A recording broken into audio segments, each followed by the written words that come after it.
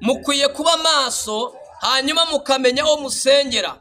Imana inyereka zimwe mu nsengero zikoropeshwa amazi bateyemo imiti, hanyuma Imana inyereka aho hantu kugeza naho bataha bagashwana n'abagabo babo kubera ya myuka iyobya. Bene abo bantu Imana yaramwe ngo ntibigisha ijambo iyobya n'inyigisho z'abadayimoni, ngo bayobejwe n'uburyarya bw'abigisha b'abanyabinyoma bafite itorero.